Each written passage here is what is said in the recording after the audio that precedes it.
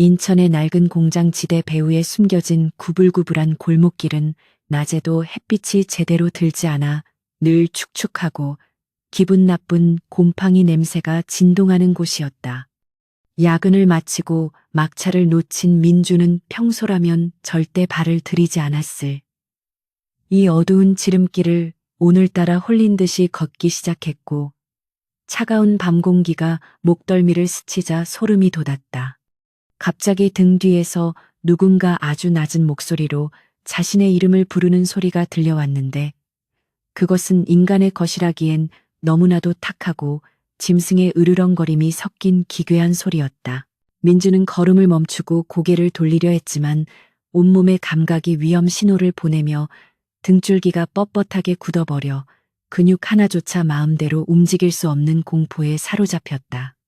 쓰레기 더미 사이에서 부스럭거리는 소리가 들리더니 네 발로 걷는 짐승의 그림자가 서서히 나타났고 가로등 불빛이 깜빡이는 사이 드러난 실체는 도저히 믿기 힘든 모습이었다. 그것은 분명히 커다란 개의 몸집을 하고 있었지만 목 위에는 주름진 중년 남성의 얼굴이 달려 있었고 벌겋게 충혈된 눈은 기괴한 지성을 띠며 민준을 꿰뚫어 보고 있었다. 사람의 얼굴을 한 그 짐승은 입술을 달싹이며 침을 흘렸고 누런 이빨 사이로 역한 악취를 풍기며 다시 한번 민준의 이름을 정확하게 발음하여 그를 극도의 공포 상태로 몰아넣었다. 민준아, 여기서 죽고 싶지 않다면 내 말을 들어라라고 말하는 괴물의 목소리는 소름 끼치도록 차분했으며 그 눈동자 안에는 마치 미래의 잔상이 일렁이는 듯한 불길한 예감이 가득 차 있었다. 민주는 심장이 터질 것 같은 고통 속에서도 그 괴물이 뿜어내는 압도적인 위압감 때문에 비명조차 지르지 못한 채 바닥에 주저앉아 거친 숨을 몰아쉴 뿐이었다. 그 기괴한 생명체는 천천히 민준의 주위를 맴돌며 꼬리를 흔들었는데 그 몸짓은 반가움이 아니라 마치 먹잇감을 앞에 둔 포식자의 여유로운 놀림처럼 느껴져 기분이 몹시 불쾌해졌다. 내일 아침 8시 42분 주안역 3번 승강장에서 너는 붉은색 넥타이를 맨 남자가 선로로 떨어지는 것을 보게 될 것이다. 라고 괴물은 낮은 저음으로 첫 번째 예언을 뱉어냈다. 민주는 이것이 누군가의 장난이거나 지독한 환각이길 바랐지만 괴물의 얼굴에 새겨진 깊은 주름 하나하나가 너무나 생생하게 살아 움직여 부정할 수 없는 현실임을 깨달았다. 괴물은 앞발을 들어 민준의 구두 끝을 툭툭 건드리며 만족스럽다는 듯이 기괴한 미소를 지었는데 그 모습은 인간의 감정을 흉내내는 악마의 표정과도 흡사하여 온몸에 소름이 돋았다. 하지만 명심해라. 예언이 실현되는 순간 절대 뒤를 돌아보지 말고 앞만 보고 뛰어야만 내 목숨을 보존할 수 있다는 경고는 마치 저주처럼 민준의 귓가에 깊이 박혔다. 그는 공포에 질려 눈을 질끈 감았고 잠시 후 주변을 감싸던 지독한 악취와 압박감이 사라지자 겨우 떨리는 다리를 이끌고 그 불길한 골목을 빠져나와 도망치듯 달렸다. 집으로 돌아오는 길에 만난 사람들은 평범하고 평화로워 보였지만 민준의 머릿속에는 방금 본 인면견의 늘어진 얼굴 가죽과 번들거리는 눈동자가 지워지지 않는 낙인처럼 강렬하게 남아 그를 괴롭혔다. 원룸 침대에 누워서도 천장의 얼룩이 마치 괴물의 얼굴처럼 변하는 환각에 시달렸고 자정이 넘은 시각에 도착한 발신번호 표시 제한 문자에는 내일 아침이 기대되는구나라는 짧은 문구가 적혀 있었다. 그는 이 모든 상황이 미친 자의 장난이라고 스스로를 다독였지만 손끝의 떨림은 멈추지 않았고 창밖에서 들려오는 개 짖는 소리가 마치 누군가 웃는 소리처럼 들렸다. 다음 날 아침 민주는 극심한 두통과 함께 눈을 떴지만 알 수 없는 힘에 이끌려 평소보다 이른 시간에 집을 나섰고 발걸음은 자신도 모르게 인면견이 말했던 주안역을 향해 움직였다.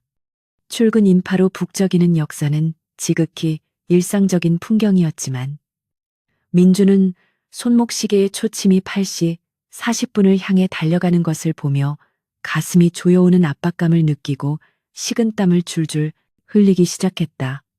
주변의 모든 소음이 멀어지고 오직 심장 박동 소리만이 고막을 때리는 가운데 저 멀리서 정말로 붉은색 넥타이를 맨 중년 남성이 서류 가방을 든 채 나타났다. 그 남자는 아주 평범한 회사원처럼 보였고 승강장 끝에 서서 휴대전화를 보고 있었으나 민주는 그가 죽음의 문턱에 서 있다는 사실을 직감하며 온몸의 털이 곤두서는 공포를 경험했다.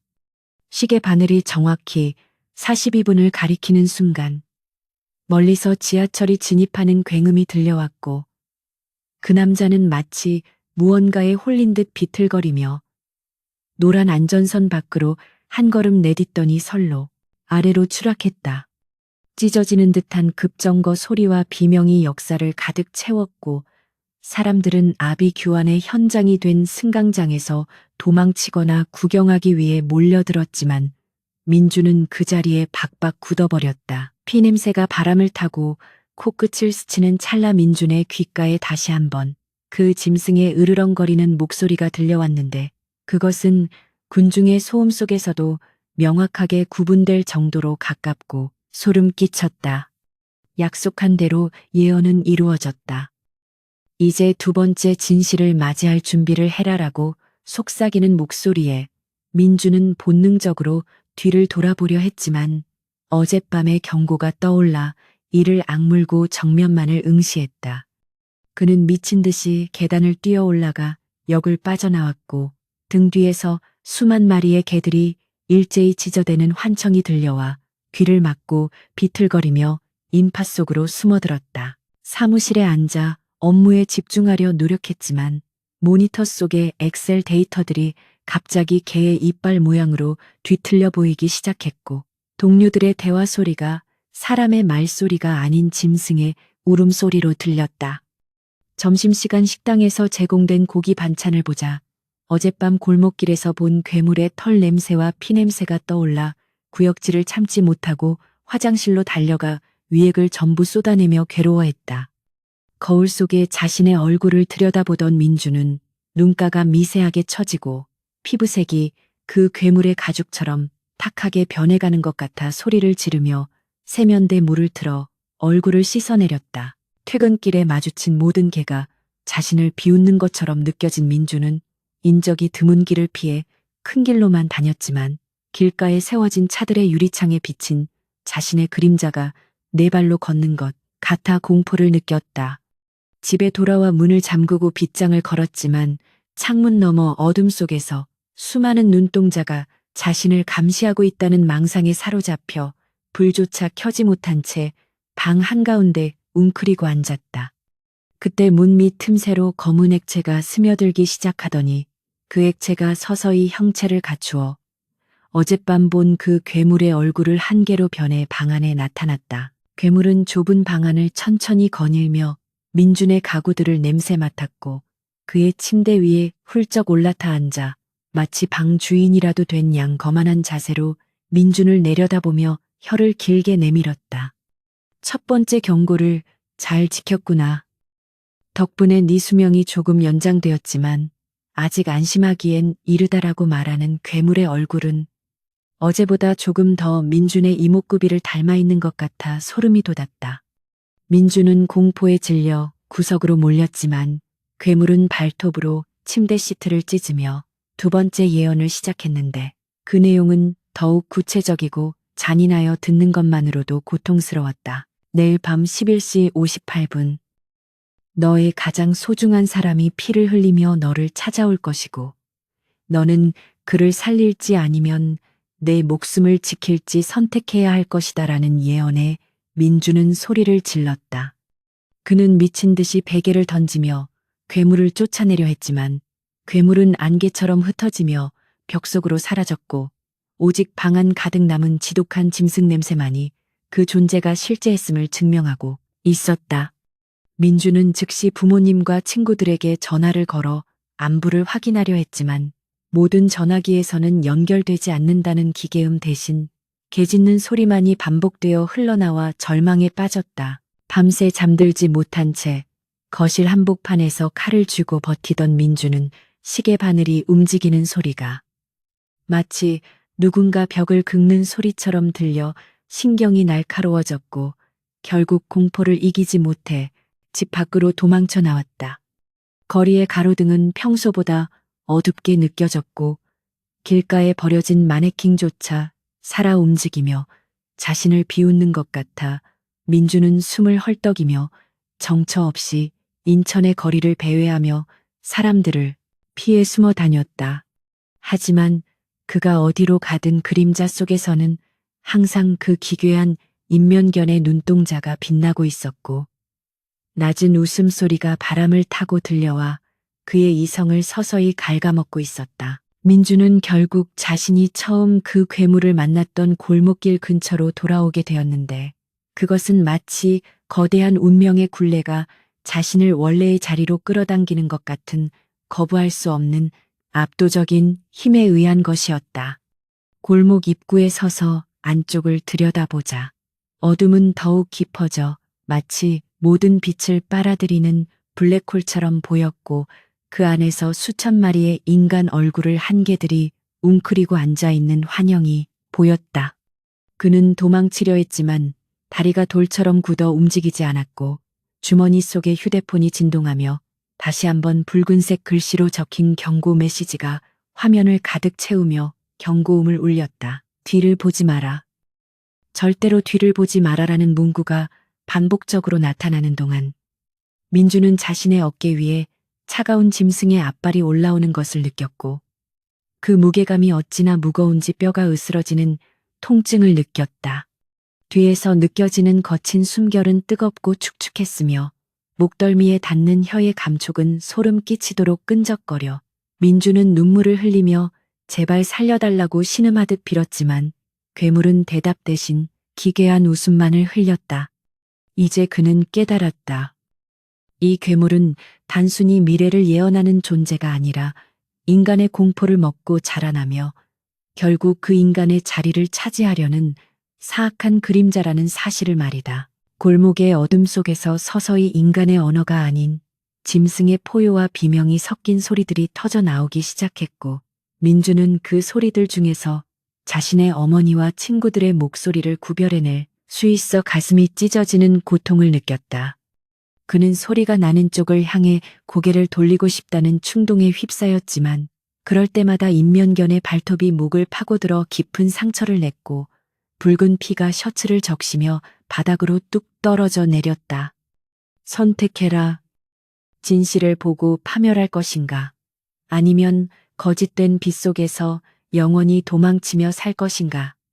라는 괴물의 질문은 민준의 영혼을 시험하는 듯한 서늘함을 담았다. 민주는 바닥에 고인 자신의 피를 보며 이 악몽이 끝나지 않을 것임을 직감했고 오히려 이 죽음과도 같은 고통 속에서 벗어나기 위해 차라리 괴물에게 자신의 영혼을 넘겨주고 싶은 유혹마저 느끼기 시작하여 정신이 혼미해졌다.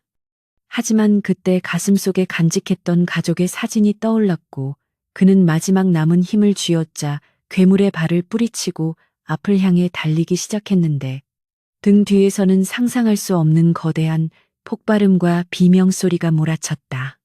절대 뒤돌아보지 말라는 규칙을 지키기 위해 그는 눈을 부릅뜨고 정면의 가로등 빛만을 향해 돌진했으며 심장이 터져나갈 것 같은 압박감 속에서도 멈추지 않고 계속해서 발을 내디뎠다. 골목을 빠져나오자마자 그는 차가운 아스팔트 바닥에 쓰러졌고 주변의 공기가 다시 정상적으로 돌아온 것을 느꼈지만 여전히 등 뒤는 서늘한 냉기가 감돌고 있어 감히 뒤를 돌아볼 엄두를 내지 못한 채 엎드려 있었다. 한참을 그렇게 죽은 듯이 엎드려 있다가 주변의 사람들이 지나가는 소리와 자동차 경적 소리가 들려오자 그제야 그는 자신이 현실 세계로 돌아왔음을 깨닫고 안도의 한숨을 내쉬며 눈물을 닦았다. 하지만 그가 일어서서 자신의 그림자를 확인했을 때 그림자의 머리 부분에는 뾰족한 귀가 솟아 있었고 입술을 만져보자 송곳니가 비정상적으로 길어져 있는 것을 발견하고 비명을 질렀다. 공포에 질린 민주는 근처 상점의 유리창에 자신의 모습을 비춰보았는데 유리 속의 남자는 분명 자신이었지만 눈동자만큼은 그 인명견의 것과 똑같은 핏빛 지성을 띠고 번들거리고 있어 그는 자신의 얼굴을 손톱으로 핥히며 절규했다. 이제 그는 더 이상 평범한 인간으로 돌아갈 수 없음을 깨달았고 그 괴물이 말한 예언의 진정한 의미는 예언의 실현이 아니라 민준 자신이 그 괴물로 변해가는 과정이었음을 알게 되어 절망의 나락으로 떨어졌다. 그는 사람들의 눈을 피해 다시 어두운 골목으로 기어 들어갔고 그곳에서 자신의 동족들이 내뱉는 환영의 노래를 들으며 서서히 인간의 이성을 잃어갔다. 인천의 어두운 밤거리는 여전히 평화로워 보였지만 그 밑바닥에는 민준과 같은 희생자들이 변한 인면견들이 숨죽여 다음 먹잇감을 기다리고 있었고 그들의 눈은 어둠 속에서 붉은 보석처럼 빛나며 도시를 감시하고 있었다. 누군가 우연히 그 골목을 지나갈 때 그들은 친숙한 목소리로 이름을 부를 것이며 그 사람이 호기심에 뒤를 돌아보는 순간 새로운 전설의 시작과 동시에 한 인간의 비참한 종말이 완성될 것이었다. 민주는 이제 자신이 예전에 들었던 그 탁한 목소리로 누군가에게 예언을 건네기 시작했고 그의 입가에는 인간의 것이 아닌 기괴하고 잔혹한 미소가 걸리며 침이 흘러내렸다. 결국 그 골목에서 도망친 자도 도망치지 못한 자도 모두 인면견의 굴레에서 벗어날 수 없었으며 인천의 낡은 도심은 밤마다 인간의 얼굴을 한 짐승들의 은밀한 회합 장소가 되어 산자들의 영혼을 사냥하는 무덤으로 변했다. 가끔 실종 사건이 보도되곤 하지만 경찰은 아무런 단서도 찾지 못했고 목격자들은 하나같이 사람처럼 말하는 개를 보았다고 주장하며 정신병원에 수용되어 벽에 개의 그림만을 그리며 하루하루를 버티고 있었다. 이 이야기는 이제 단순히 도시 괴담이 아니라 누군가의 오늘 밤 현실이 될 수 있는 살아있는 저주이며 이 글을 읽는 당신의 등 뒤에서도 누군가 이름을 부를지 모른다. 주안역의 공기는 평소보다 무겁고 비릿한 금속성 냄새로 가득 찼으며 민주는 시계의 초침이 8시 42분을 향해 톱니바퀴처럼 맞물려 들어가는 것을 지켜보며 온몸의 근육이 경직되는 것을 느꼈다. 멀리서 들어오는 지하철의 육중한 진동이 승강장 바닥을 타고 발바닥으로 전달될 때 정말로 붉은 넥타이를 맨 남자가 인파 사이를 헤치며 나타나 선로 끝자락에 위태롭게 멈춰섰다. 민주는 소리를 질러 경고하고 싶었지만 목소리는 목구멍에 걸려 나오지 않았고 남자의 뒷모습이 서서히 기울어지며 차가운 철길 위로 떨어지는 순간 세상의 모든 소음이 일시에 멈춘 듯한 기묘한 정적에 휩싸였다. 비명이 터져 나오기 전에 그 찰나의 순간에 민주는 남자의 고개가 기괴한 각도로 꺾이며 자신을 향해 비웃는 듯한 미소를 짓는 것을 보았는데 그것은 어젯밤 골목에서 본 괴물의 표정과 소름 끼치도록 닮아 있었다. 열차가 남자의 신체를 지식이며 급정거하는 소리는 고막을 찢을 듯 날카로웠고 승강장은 순식간에 아수라장이 되었지만 민주는 그 자리에 박박 굳어버린 채 흩뿌려진 선혈이 자신의 구두 앞등을 적시는 것을 멍하니 바라보고만 있었다. 주변 사람들의 울부짖음과 안내 방송이 섞여 거대한 혼돈을 만들어냈지만 민준의 머릿속에는 오직 뒤를 돌아보지 말라는 그 짐승의 경고만이 이명처럼 날카롭게 울려 퍼지고 있었다. 민준은 떨리는 다리를 간신히 움직여 역계단을 뛰어 올라갔는데 등 뒤에서 수만 마리의 개가 일제히 으르렁거리며 자신의 뒤꿈치를 물어뜯으려는 것 같은 환각에 사로잡혀 숨이 턱끝까지 차오를 정도로 미친 듯이 달렸다. 개찰구를 빠져나와 탁 트인 광장에 도달했을 때조차 그 서늘한 시선은 사라지지 않았고 오히려 지나가는 행인들의 그림자가 모두 네 발로 걷는 짐승의 형상으로 변해 자신을 에워싸는 것 같아 공포는 극에 달했다. 그는 자신의 이성이 무너져 내리는 것을 느끼며 근처 카페로 숨어들었지만 통유리창에 비친 자신의 모습 뒤로 어른거리는 검은 그림자를 발견하고는 다시 비명을 지르며 밖으로 뛰쳐나와 버렸다. 사무실에 도착해서도 공포는 그를 놓아주지 않았는데 컴퓨터 모니터의 하얀 화면이 갑자기 붉게 물들더니 엑셀 시트의 격자들이 짐승의 이빨처럼 날카롭게 돋아나 민준의 손가락을 집어삼키려 하는 환각에 시달려 마우스를 내던지고 말았다.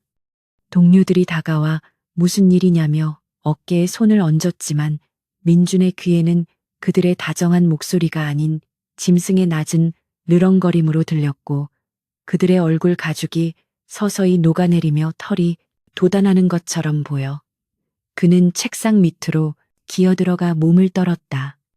민준 씨, 도대체 왜 그래요? 안색이 너무 안 좋아요라는 상사의 말이 마치 죽음을 예고하는 저주처럼 들려 그는 귀를 막고 아무 대답도 하지 못한 채 식은땀만 흘렸다. 점심시간이 되어 식당으로 향했을 때 식당 안을 가득 채운 고기 굽는 냄새는 민준에게 구역질. 나는 시체 냄새와 짐승의 털이 타는 악취로 변해 코끝을 찔렀고 사람들의 식사하는 모습은 마치 짐승들이 먹잇감을 뜯어먹는 광경처럼 보였다. 그는 화장실로 달려가 위액이 다 빠져나올 때까지 구토를 반복했지만 세면대 거울 속에서 자신을 쳐다보는 것은 지친 직장인의 얼굴이 아니라 눈동자가 벌겋게 충혈되고 입가에 털이 돋아나기 시작한 괴물의 형상이었다. 민주는 공포에 질려 거울을 주먹으로 내리쳤고 깨진 거울 조각마다 비친 수십 개의 자신의 눈동자가 일제히 깜빡이며 이제 시작이야라고 속삭이는 소리를 들으며 바닥에 주저앉았다. 오후가 되자 민준의 휴대전화는 쉬지 않고 진동하기 시작했는데 발신자 표시가 없는 메시지들은 그가 현재 무엇을 하고 있는지, 어떤 공포를 느끼고 있는지를 실시간으로 묘사하며 그의 영혼을 서서히 옥죄어 들어왔다. 지금 너를 쳐다보는 대리님의 눈을 봐. 저건 인간의 눈이 아니야. 혹은 네 의자 밑에 내가 웅크리고 있다는 걸 알고 있지. 라는 소름 끼치는 내용이 화면을 가득 채울 때마다 민주는 심장이 멈추는 듯한 충격을 받았다.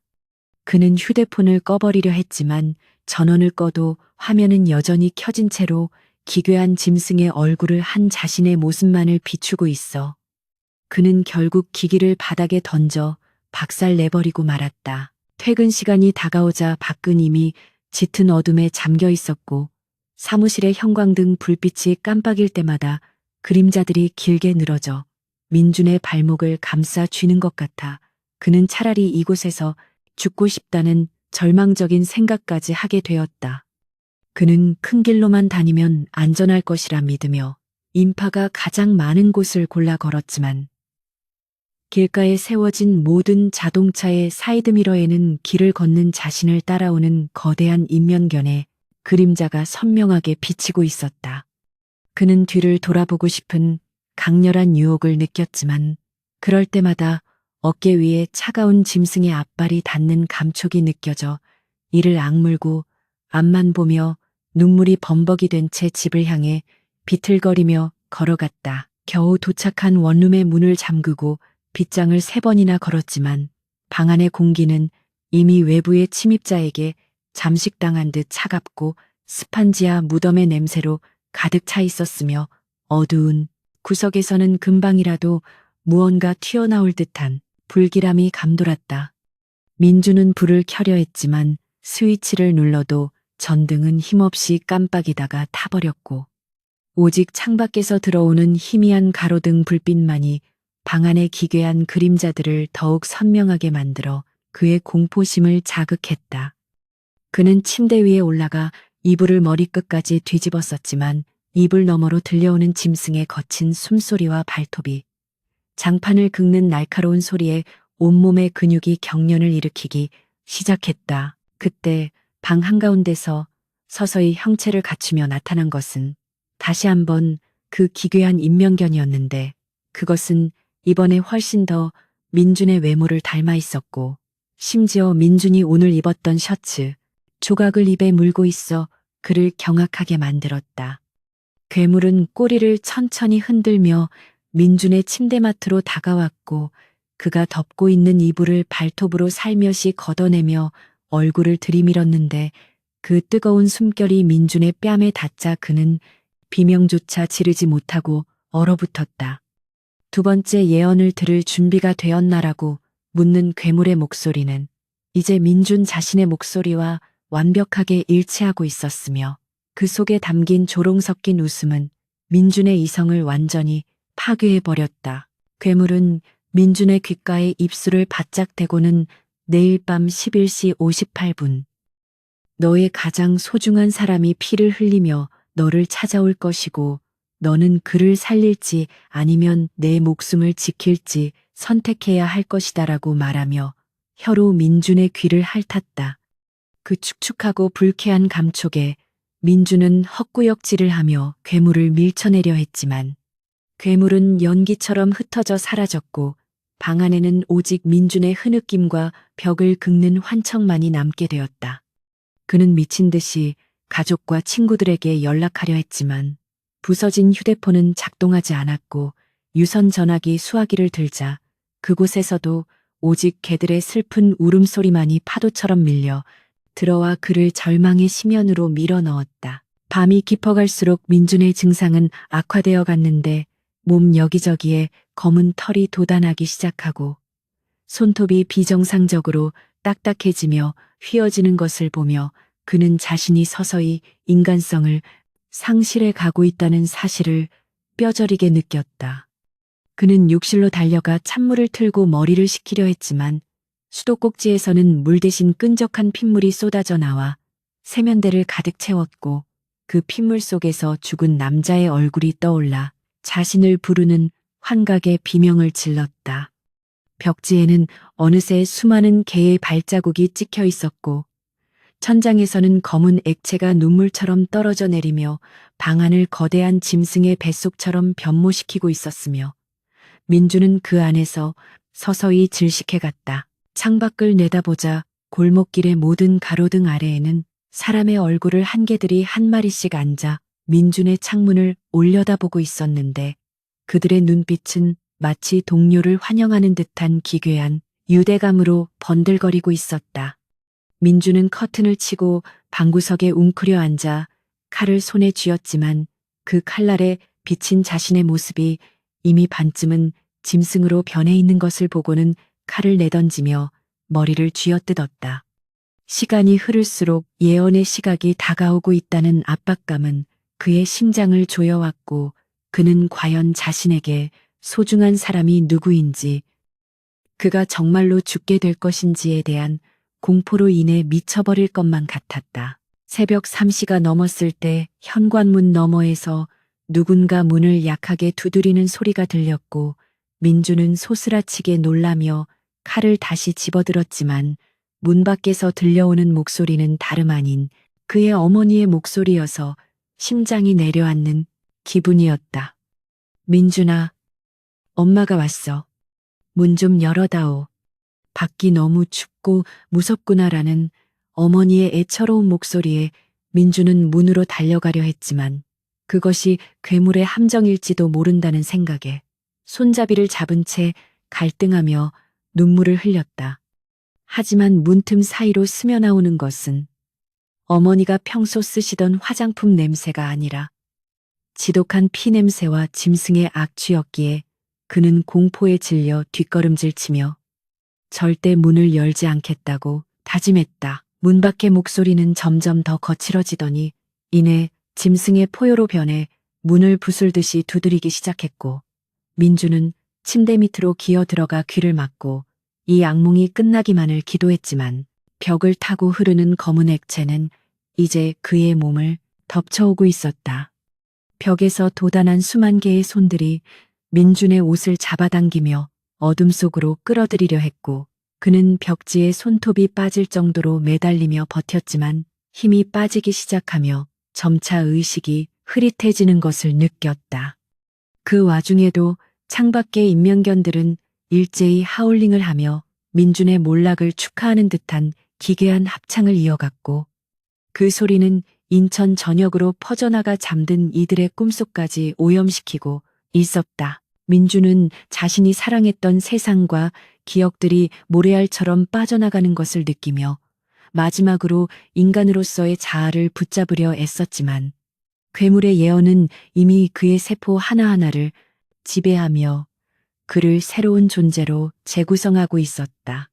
거울 속의 남자는 이제 완전히 사라졌고 그곳에는 오직 슬픔과 광기가 섞인 눈을 한 짐승만이 남게 되었으며 민주는 자신이 내뱉는 숨소리조차 이제는 낯설고 무섭게 느껴져 절망적인 눈물을 흘렸다.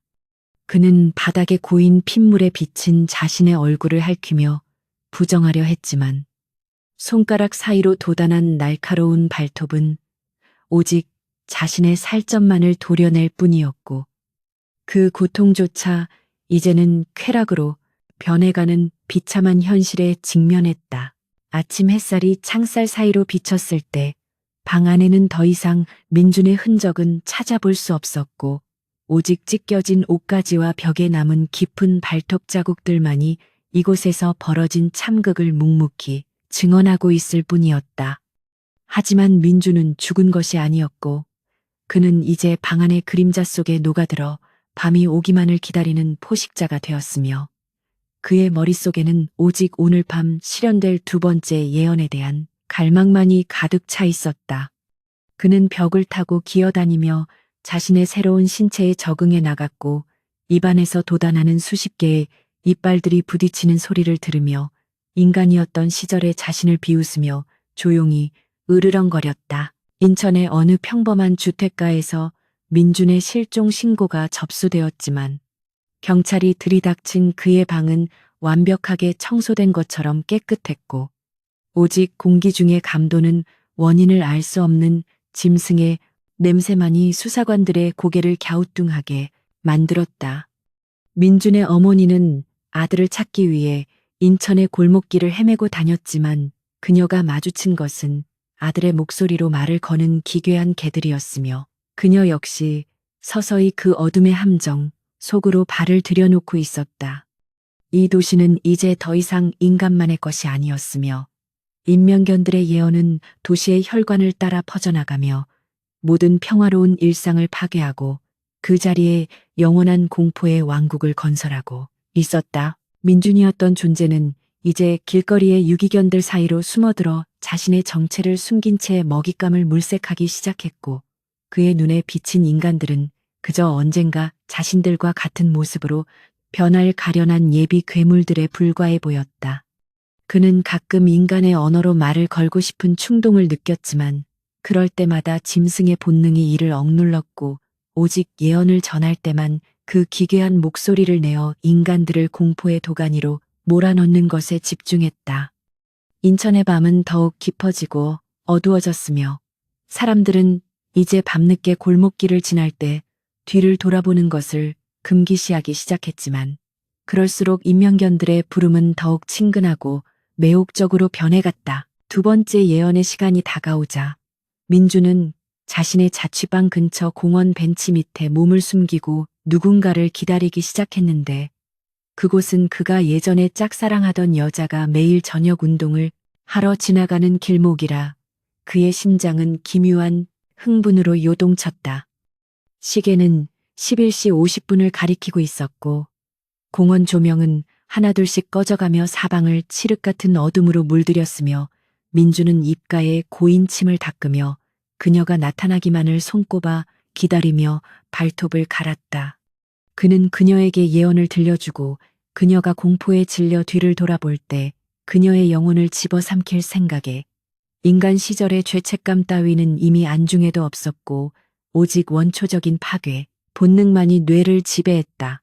멀리서 구두 소리가 들려오자 민주는 몸을 낮추고 어둠 속으로 완전히 녹아들었으며 그녀가 자신의 앞을 지나가는 찰나를 노려 부드러운 목소리로 그녀의 이름을 불렀고 그녀는 갑작스러운 부름에 걸음을 멈추고 주위를 두리번거렸다. 지수야. 나 민준이야. 여기서 뭐해? 라는 말에 그녀는 반가움과 의아함이 섞인 표정으로 목소리가 들리는 쪽을 향해 고개를 돌리려 했지만 민주는 본능적으로 그녀가 규칙을 어기게 유도하며 비릿한 미소를 지었다.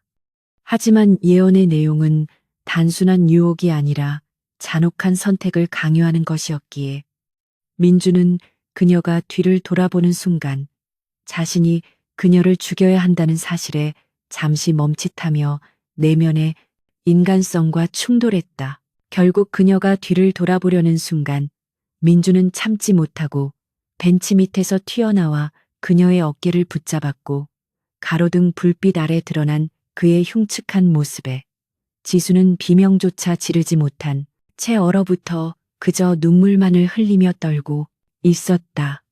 민준의 얼굴은 이제 완전히 개의 형상이었지만 눈동자만은 예전의 그 슬픈 민준의 것이었기에 지수는 그것을 알아보고 떨리는 손으로 그의 얼굴을 만지려 했으나 민준은 거칠게 그녀의 손을 뿌리치고 도망가라고 외쳤다. 하지만 그의 입에서 나온 것은 인간의 말이 아닌 짐승의 짖음이었고 지수는 공포에 질려 뒷걸음질 치다 바닥에 넘어져 머리를 부딪히며 피를 흘리기 시작했고 그것이 바로 예언의 서막이었다. 피냄새를 맡은 주변의 다른 인면견들이 어둠 속에서 하나둘씩 모습을 드러내며 지수를 향해 굶주린 이빨을 드러냈고 민주는 그녀를 지키기 위해 동족들을 향해 사납게 지저대며 앞을 가로막았지만 수십 마리의 괴물을 혼자 감당하기에는 역부족이었다. 그는 예언대로 그녀를 살릴지 아니면 자신의 목숨을 지키기 위해 그녀를 먹잇감으로 던져줄지 선택해야 하는 기로에 섰으며 괴물들의 눈빛은 그가 배신자가 된다면 가차없이 찢어 죽일 것이라는 사리로 가득 차 있었다. 지수는 피를 흘리며 신음하고 있었고 민주는 그녀의 곁에서 울부짖으며 자신의 무력함에 절망했고 결국 어둠 속에서 들려오는 거대한 우두머리의 목소리에 굴복할 위기에 처했다. 이 모든 광경은 인천의 어두운 밤하늘 아래서 벌어지는 소름 끼치는 연극과 같았으며 지수의 피는 차가운 시멘트 바닥을 타고 흘러 민준의 발끝에 닿았고 그 순간 민준은 더 이상 도망칠 곳이 없음을 깨닫고 최후의 결단을 내리기로 했다. 그는 지수를 등에 업고 미친 듯이 공원을 가로질러 달리기 시작했고 뒤를 쫓아오는 인면견들의 발톱 소리가 등 뒤에서 천둥 소리처럼 울려 퍼지는 가운데 그는 생전 처음 느껴보는 강력한 힘과 공포를 동시에 경험하며 어둠 속으로 질주했다. 하지만 그가 향하는 곳은 안전한 인간의 세상이 아니라 인면견들의 본거지인 그 저주받은 골목길이었으며 그것은 지수를 구하기 위한 유일한 도박이자 자신의 파멸을 앞당기는 길이었다. 민주는 지수를 등에 업고 숨이 턱끝까지 차오르도록 달렸으며 그의 발톱이 아스팔트를 긁을 때마다 불꽃이 튀는 환각이 보였고 등 뒤를 쫓는 수십 마리의 인면견들의 숨결은 이미 그의 발목을 적실 정도로 가깝게 느껴져 심장이 터질 듯 요동쳤다. 지수의 상처에서 흐르는 피는 민준의 털을 적시고 차가운 밤 공기에 섞여 기괴한 단내를 풍겼는데 그 냄새는 추격자들을 더욱 광분하게 만들었으며 민준은 자신이 사랑했던 여자의 생명이 손가락 사이로 빠져나가는 듯한 극심한 공포와 무력감을 느끼며 어두운 골목의 심장부를 향해 필사적으로 돌진했다. 저 멀리 가로등 불빛 아래로 처음 그 괴물을 만났던 낡은 골목의 입구가 보였고 민주는 본능적으로 저곳이 자신들의 운명이 결정될 최후의 장소임을 직감하며 마지막 남은 이성을 쥐어짜 다리에 힘을 주었으며 뒤따르던 괴물들은 약속이라도 한 듯 골목 근처에서 멈춰서서 기괴한 하울링을 시작했다. 그들은 마치 거대한 의식을 거행하는 사제들처럼 일정한 간격을 두고 늘어섰고 그들의 눈동자 속에는 민준이 마주해야 할 진실에 대한 비웃음과 잔인한 기대가 가득 담겨 있었으며 민준은 지수를 바닥에 조심스럽게 내려놓고 사방을 경계하며 낮은 으르렁거림을 내뱉었다. 골목 안쪽에서 습기 찬 바람이 불어오더니 녹슨 철문 하나가 끼익 소리를 내며 열렸고 그 안에서는 이 세상의 것이라기엔 너무나도 부패하고 역겨운 냄새가 쏟아져 나와 민준의 예민해진 후각을 자극했으며 그는 지수를 지키기 위해 앞발을 세우고 경계태세를 취했다. 어둠 속에서 나타난 것은 휠체어에 앉아있는 앙상한 노인이었는데 그의 하반신은 이미 짐승의 가죽과 털로 덮여 있었고 얼굴의 절반은 인간의 피부를 유지하고 있었지만 나머지 절반은 흉측하게 뒤틀린 개의 형상을 하고 있어 보는 것만으로도 소름이 돋는 기괴한 모습이었다. 노인은 민준을 보며 힘겹게 입을 열어 새로운 동족이 오셨군. 예언의 무게를 견디지 못하고 사랑하는 이를 데려오다니 너 역시 우리와 다를 바 없는 괴물이 되었구나라고 말하며 쇳소리 섞인 웃음을 터뜨렸고 그 웃음소리는 골목의 벽에 부딪혀 수만 개의 비명으로 치환되어 민준의 머릿속을 사정없이 난도질했다.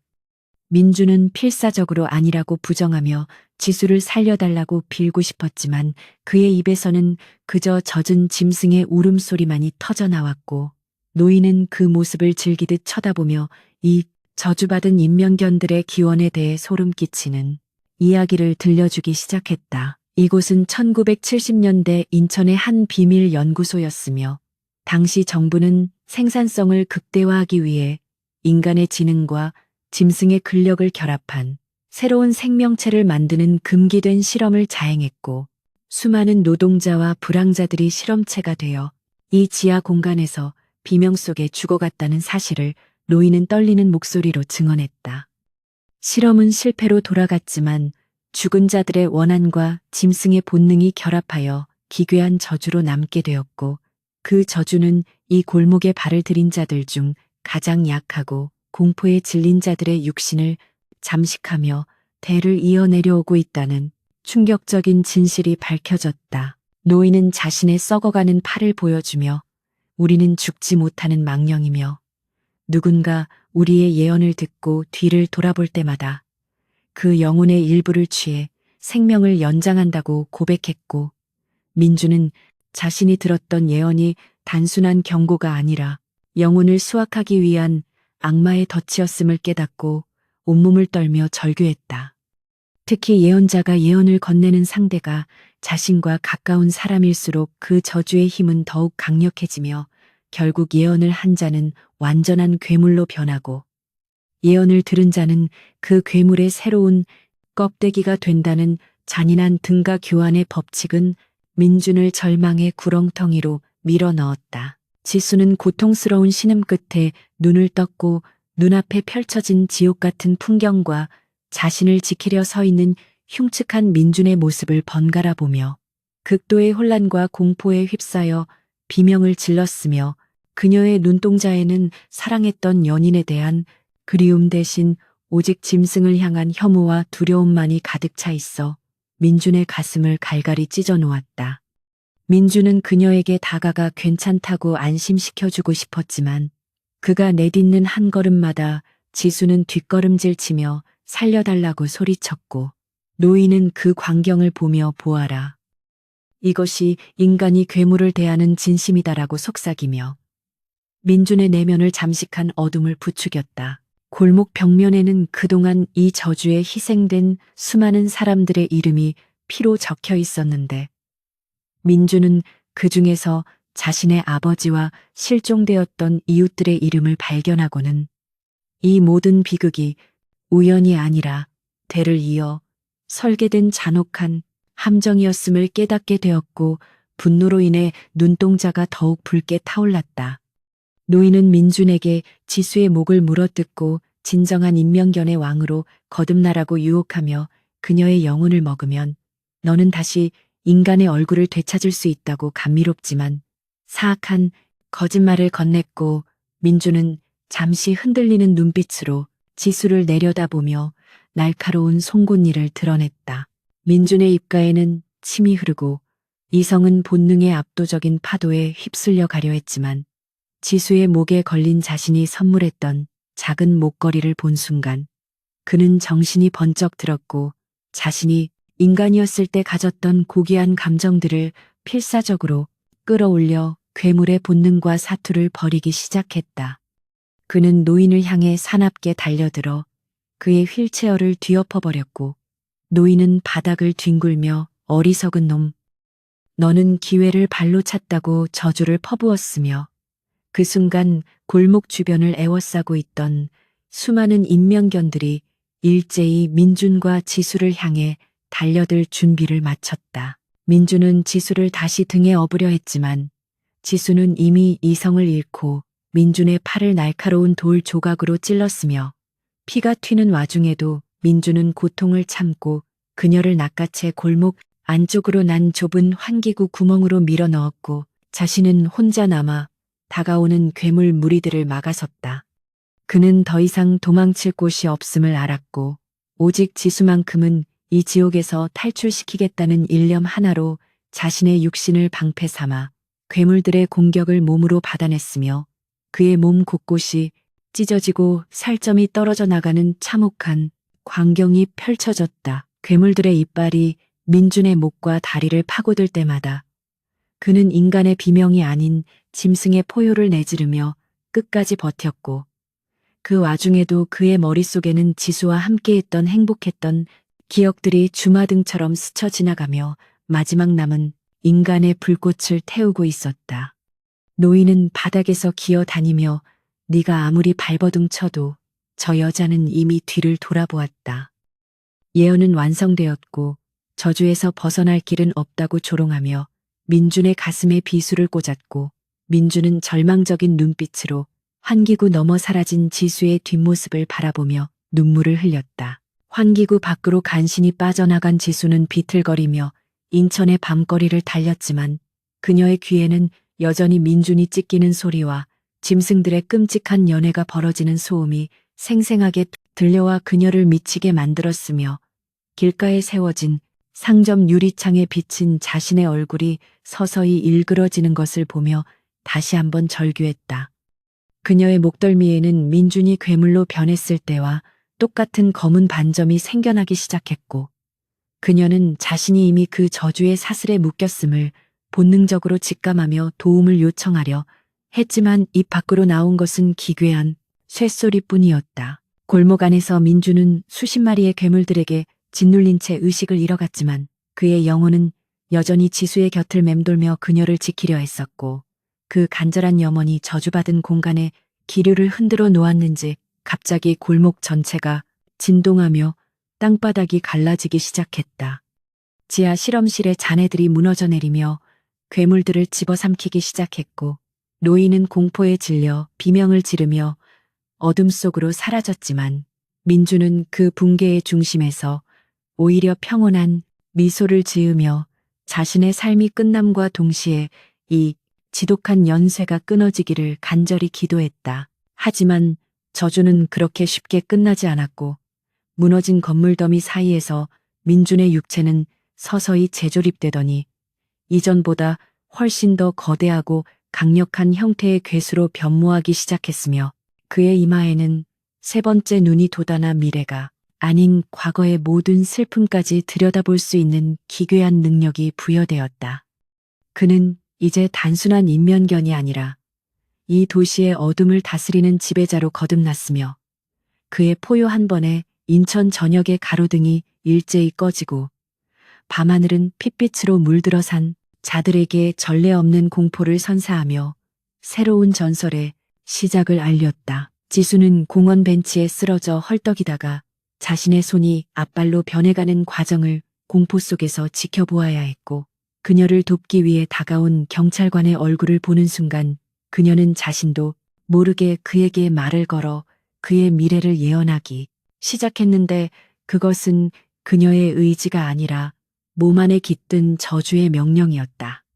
당신은 오늘 밤 집에 돌아가지 못할 거야 라고 말하는 그녀의 목소리는 민준의 것과 똑같이 변해 있었고 경찰관이 당황하여 뒤를 돌아보려 하자 그녀는 눈물을 흘리며 제발 보지 말라고 외쳤지만 이미 주사위는 던져진 후였다. 경찰관은 기괴한 공포에 질려 권총을 뽑아들었지만 지수의 모습은 이미 안개처럼 흩어져 사라졌고 그 자리에는 오직 그녀가 차고 있던 낡은 목걸이만이 남아 바닥을 굴러다녔으며 경찰관은 자신의 그림자가 비정상적으로 길어지며 짐승의 형상을 띠는 것을 발견하고는 그 자리에 얼어붙어 비명을 질렀다. 이처럼 저주는 한 사람에게서 다른 사람으로, 한 세대에서 다음 세대로 끊임없이 옮겨가며 도시의 어두운 구석구석을 오염시키고 있었으며, 민준과 지수는 그 거대한 그물망 속에 갇힌 불쌍한 먹잇감이자 동시에 포식자가 되어버린 것이었다. 민준은 무너진 골목의 잔해 속에서 일어나 천천히 도심을 향해 걸어갔고, 그의 발자국이 닿는 곳마다 검은 이끼가 돋아나고 인간들의 꿈속으로 악몽의 씨앗이 뿌려졌으며, 그는 이제 자신이 사랑했던 모든 것을 파괴해야만 살 수 있는 존재가 되었음을 인정하며 차가운 미소를 지었다.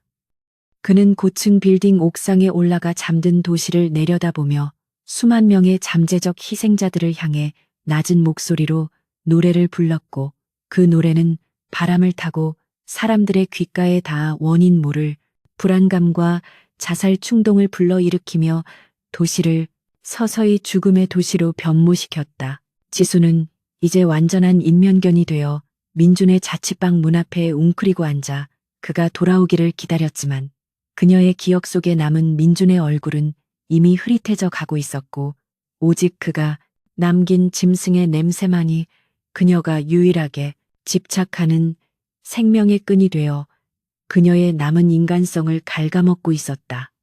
그녀는 가끔 지나가는 주민들에게 말을 걸며 예언을 전했고, 사람들은 그녀를 말하는 유기견이라 부르며 두려워하면서도 호기심에 접근했다가 영혼을 잃어버리는 비극을 반복했으며, 인천의 골목길은 그렇게 살아있는 자들에게는 금지된 구역이 되어버렸다. 민주는 자신이 만든 이 어둠의 왕국에서 고독하게 왕좌를 지켰지만, 가끔 지수의 울음소리가 들려올 때면 가슴 한구석이 아려오는 통증을 느꼈고, 그것이 자신이 아직 완전히 괴물이 되지 않았다는 증거임을 깨달으며 괴로워했고, 그는 결국 이 저주를 끝낼 유일한 방법을 찾아 나서기로 결심했다.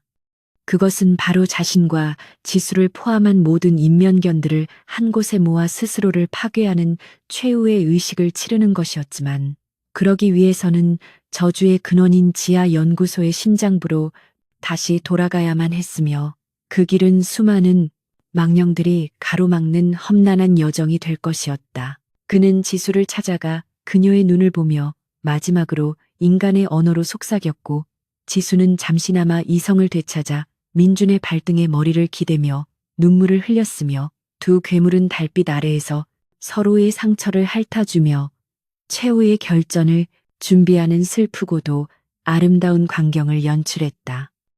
인천의 밤하늘에는 불길한 혜성이 지나가고 있었고, 사람들은 창문을 굳게 잠근 채 밖에서 들려오는 기괴한 짐승들의 행진 소리에 숨을 죽였으며, 도시 전체가 마치 숨을 멈춘 듯한 긴장감 속에서 두 연인의 마지막 발걸음이 향하는 곳을 주시하고 있었다.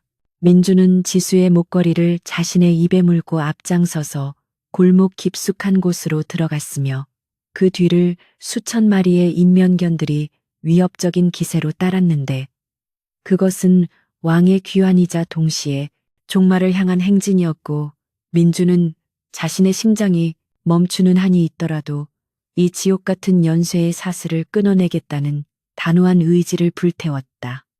지하 깊은 곳에서 다시 들려오는 노인의 음험한 웃음소리는 여전히 강력했지만, 민주는 이제 공포를 초월한 존재가 되어 있었고, 그의 몸에서는 눈부신 핏빛 광채가 뿜어져 나와 주변의 어둠을 일시적으로 몰아내며 진실의 문을 열 준비를 마쳤다. 이제 이 도시의 전설은 마지막 장을 향해 달려가고 있었으며, 민준과 지수의 희생이 세상을 구원할 수 있을지 아니면 더 큰 재앙을 불러일으킬 촉매제가 될지는 아무도 알 수 없었지만, 확실한 것은 오늘 밤 이후로 인천의 골목길은 다시는 예전과 같지 않을 것이라는 사실이었다.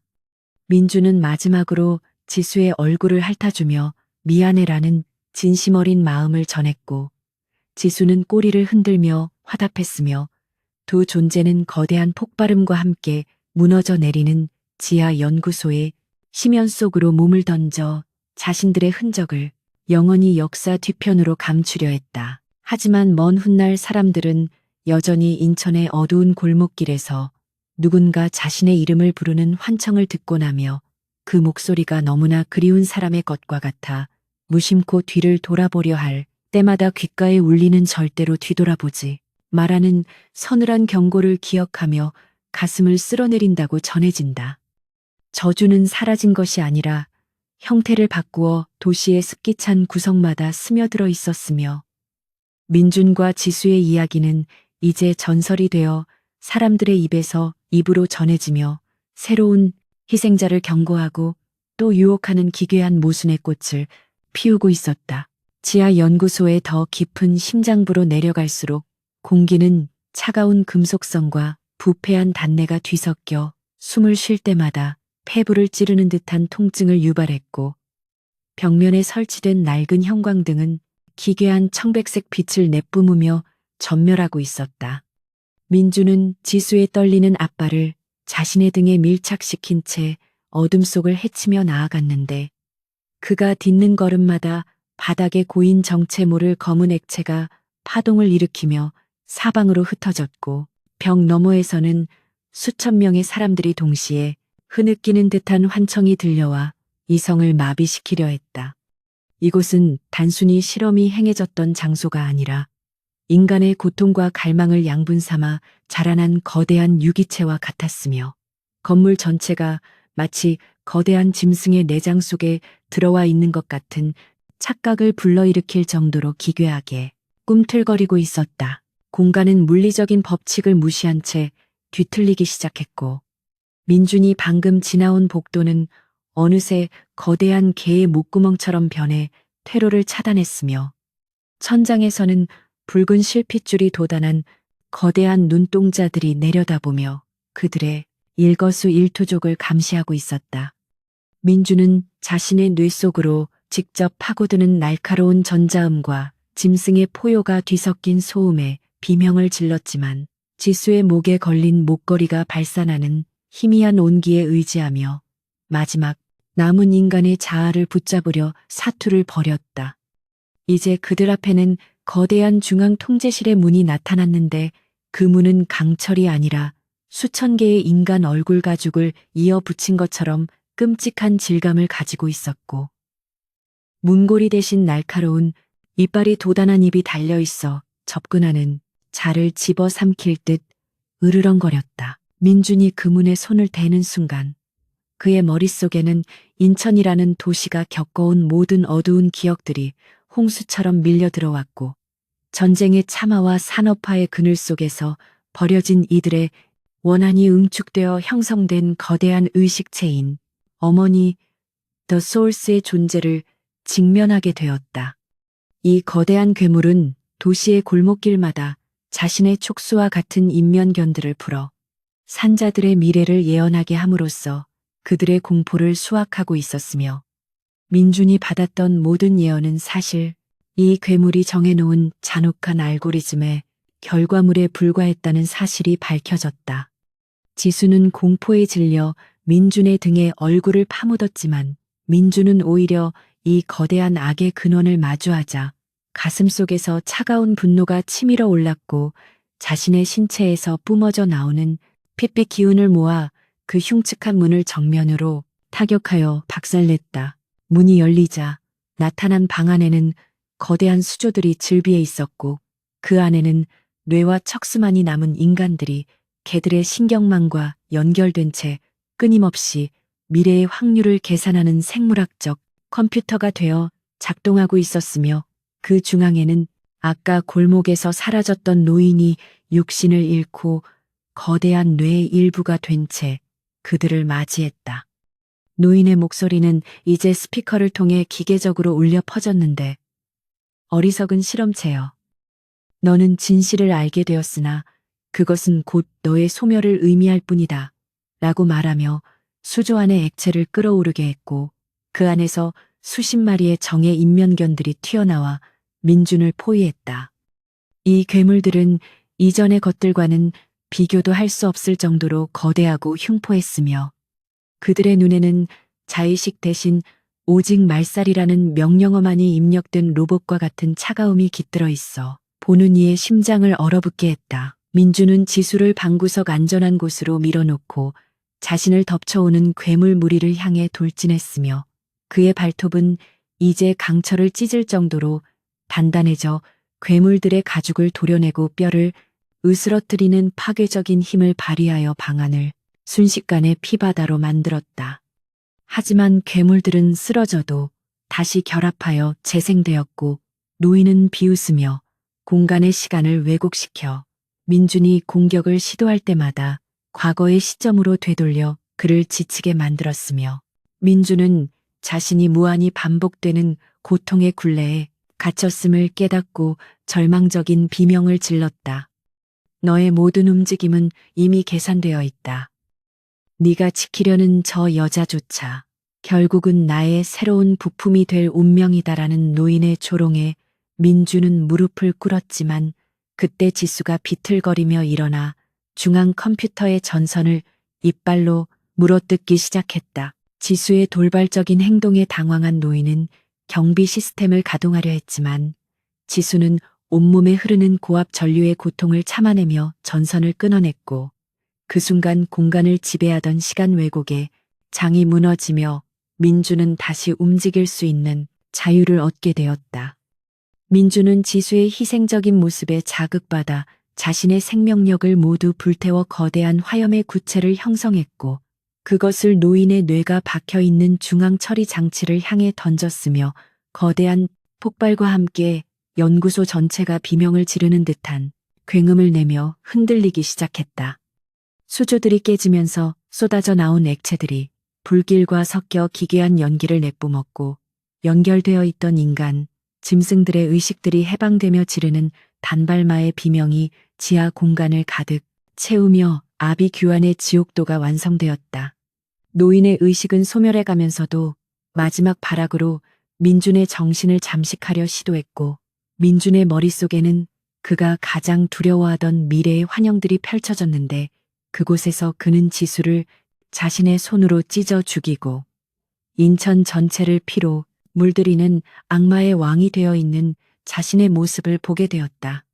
민주는 그 환영 속에서 고통받으며 자신의 머리를 벽에 부쉈지만 지수의 따뜻한 혀가 자신의 상처난 뺨을 핥아주는 감촉을 느끼자 지독한 환각의 안개가 서서히 걷히는 것을 경험하며 다시 정신을 가다듬었다.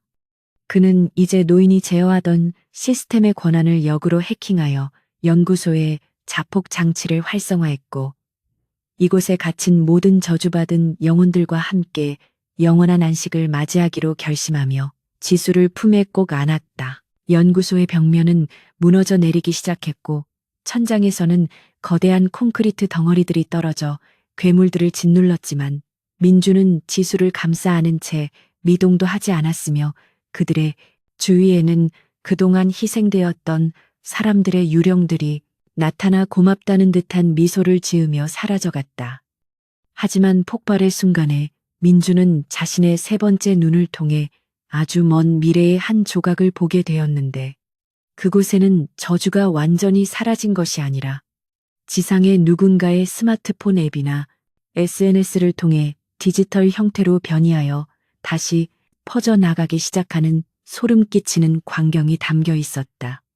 그는 자신이 여기서 죽어도 이 비극이 끝나지 않을 것임을 예감하고 마지막 힘을 다해 지수만을 지상으로 밀어 올렸고 자신은 무너지는 심연의 구멍 속으로 추락하며 모든 어둠을 끌어안고 자취를 감췄다. 지수는 폐허가 된 골목 입구에서 정신을 차렸고 그녀의 몸은 어느새 인간의 모습으로 돌아와 있었지만 목소리만큼은 영원히 잃어버려 아무런 소리도 낼 수 없었으며 그녀의 손에는 민준이 마지막까지 쥐고 있던 낡은 지갑만이 남겨져 있었다. 그녀는 무너진 땅을 손톱이 빠지도록 파헤치며 민준의 이름을 불렀지만 오직 공허한 바람 소리만이 그녀를 비웃듯 지나갔고 하늘에서는 피처럼 붉은 비가 내리기 시작하여 도시에 겉하여 더러운 상처들을 씻어내고 있었다.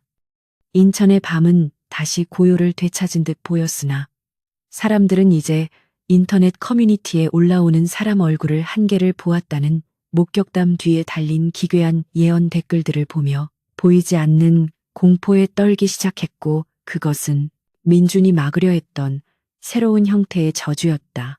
결국 민준의 희생은 일시적인 봉인에 불과했고, 어둠의 근원은 더 영악하고 현대적인 방식으로 진화하여 도시의 혈관을 타고 흐르고 있었으며, 지수는 매일 밤 그 골목을 지키며 다시 나타날지도 모를 민준을 기다리는 슬픈 망령처럼 살아가게 되었다.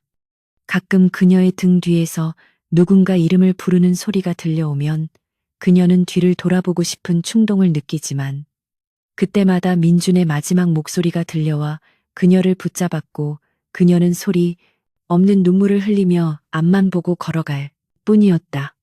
이 도시는 이제 더 이상 안전하지 않으며, 당신이 지금 보고 있는 화면 속의 누군가가 당신의 미래를 말해준다면 그것은 우연이 아니라 이미 시작된 인면견의 새로운 초대장일지도 모른다는 경고와 함께 이야기는 절정으로 치달았다. 민준이 사라진 지하의 잔해 속에서는 여전히 미세한 박동 소리가 들려오고 있었고, 그것은 죽지 않는 저주의 심장이 다시 뛰기 시작했음을 알리는 전주곡이었으며, 언젠가 때가 되면 더욱 강력해진 인면견들의 군단이 지상으로 쏟아져 나와 인천을 넘어 전 세계를 공포의 도가니로 몰아넣을 준비를 하고 있었다.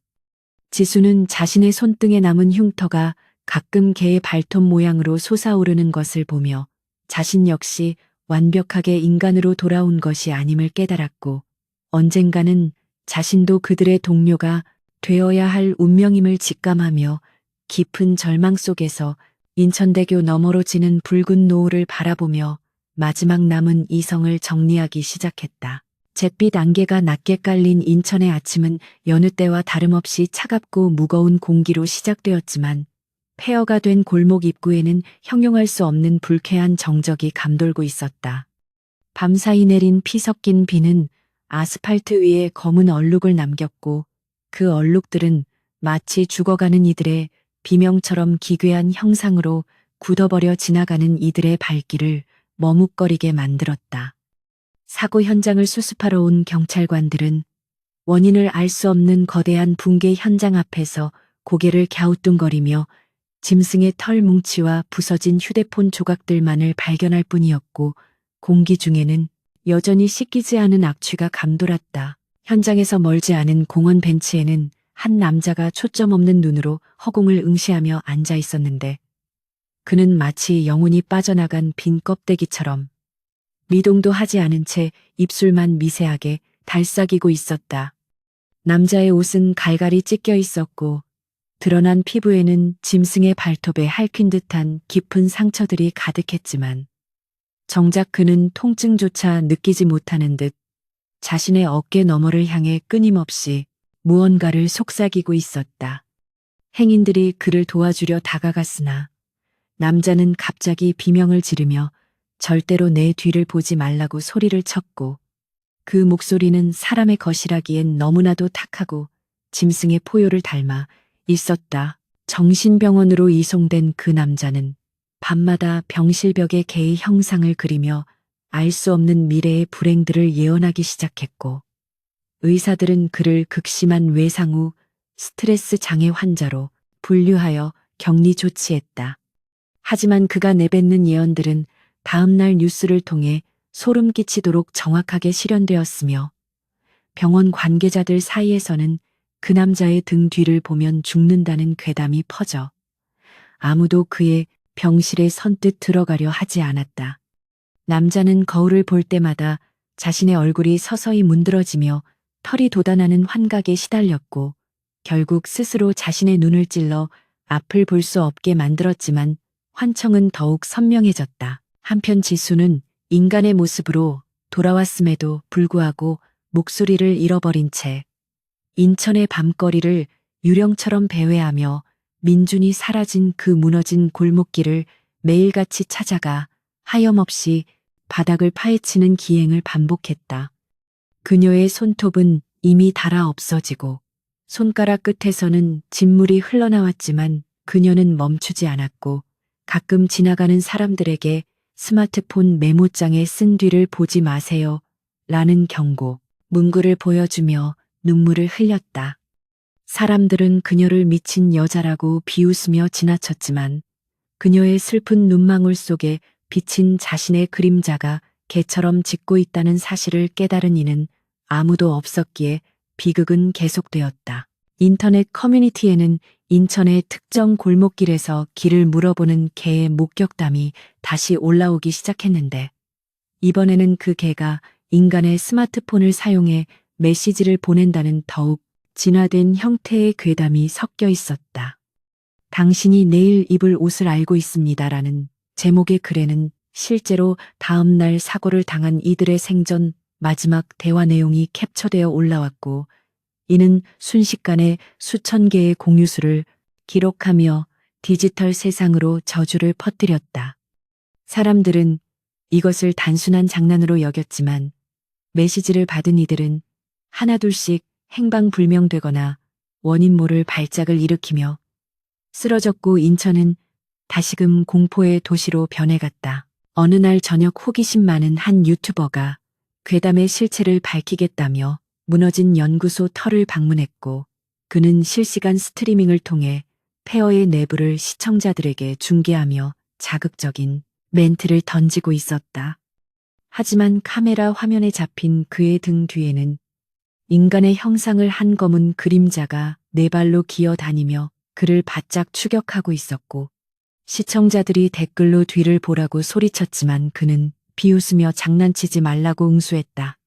갑자기 화면이 노이즈로 가득 차더니 유튜버의 비명소리와 함께 예언은 이미 시작되었다라는 기괴한 기계음이 흘러나왔고 방송은 그대로 중단되어 수만 명의 목격자를 남겼다. 구조대원들이 현장에 도착했을 때 유튜버는 흔적도 없이 사라졌고 그가 들고 있던 셀카봉 끝에는 사람의 혀가 잘린 채 매달려 있었으며 바닥에는 짐승의 발자국이 선명하게 찍혀 있어 수사관들을 경악하게 만들었다.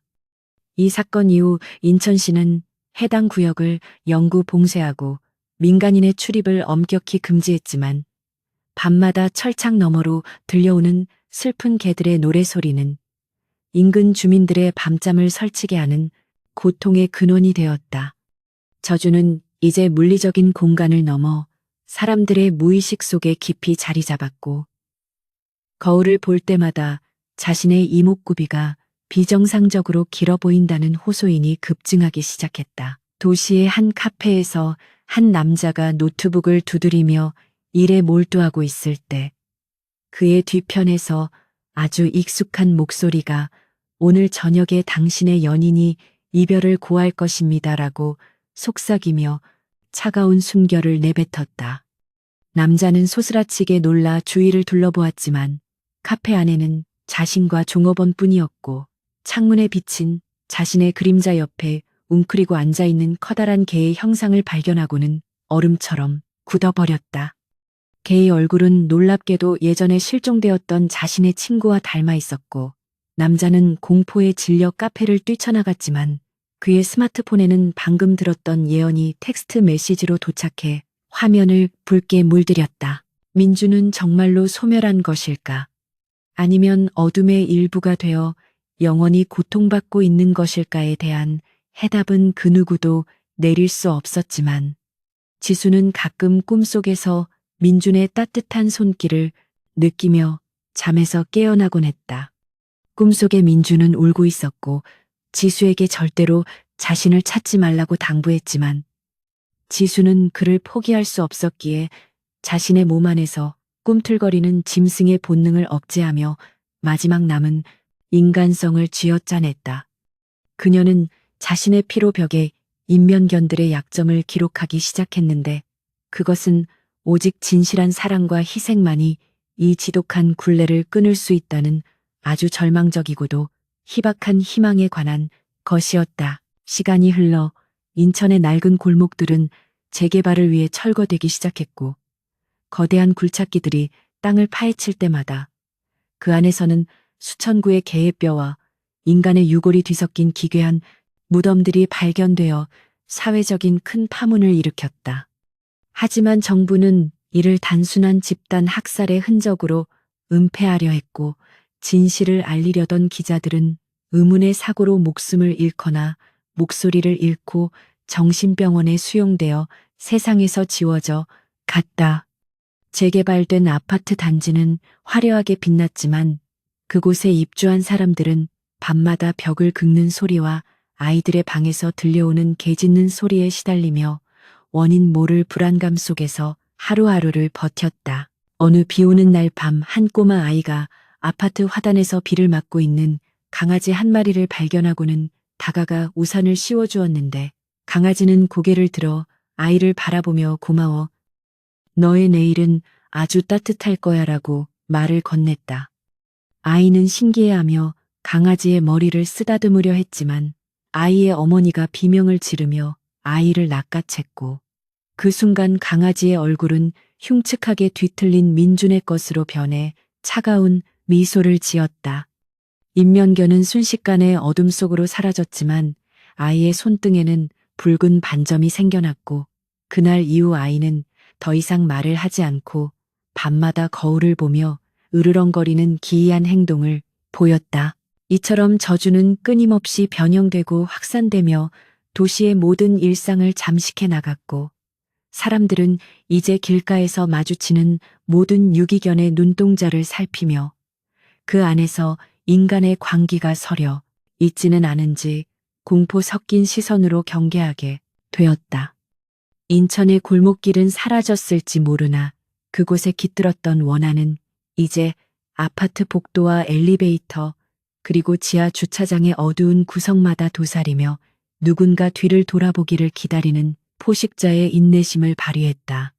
당신의 등 뒤에서 느껴지는 서늘한 기운이 단순히 기분 탓이라고 생각한다면 그것은 오산이며, 당신의 그림자가 당신의 움직임보다 한 박자 늦게 움직이고 있다는 사실을 눈치채지 못했을 뿐이다. 어느 날 지수는 마지막 힘을 다해 민준의 지갑 속에 들어있던 사진 한 장을 골목길 끝자락에 묻으며 조용히 눈을 감았고, 그 순간 그녀의 육체는 먼지가 되어 바람에 날려 사라졌으며 그 자리에는 한 송이의 핏빛 꽃이 피어났다.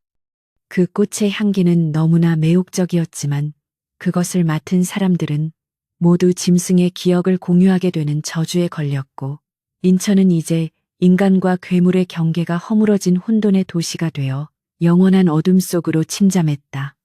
이 이야기는 여기서 끝나는 것처럼 보이지만 사실은 당신이 방금 들은 목소리가 당신의 미래를 결정짓는 첫 번째 예언이 될 것이며, 당신은 이제 결코 예전의 평화로운 삶으로 돌아갈 수 없다. 지금 이 순간에도 인천의 어느 어두운 골목길에서는 사람의 얼굴을 한 개가 당신의 이름을 부르며 말을 걸어오고 있을지도 모르며, 그 부드러운 유혹의 목소리에 이끌려 고개를 돌리는 순간 당신의 영혼은 영원한 미궁 속으로 떨어지게 된다. 절대로 뒤돌아보지 말라는 경고는 당신의 생존을 위한 마지막 기회이자 이 저주받은 연쇄를 끊어낼 수 있는 유일한 방패임을 명심해야 하며, 만약 당신이 이미 뒤를 돌아보았다면 당신의 얼굴은 이미 당신의 것이 아닐 가능성이 크다. 거울을 보지 마라. 그리고 당신의 그림자가 네 발로 걷기 시작한다면 그것을 받아들이고 어둠의 일부가 되어 다음 희생자를 기다리는 수밖에 없다. 도시의 불빛은 하나둘씩 꺼져가고 밤은 더욱 깊어지며 인명견들의 합창은 인천을 넘어 서울과 전국으로 퍼져나가며 인간의 문명을 비웃는 듯한 거대한 파동을 만들어내고 있으며, 이 글을 읽는 당신의 목덜미에도 차가운 짐승의 숨결이 닿았다.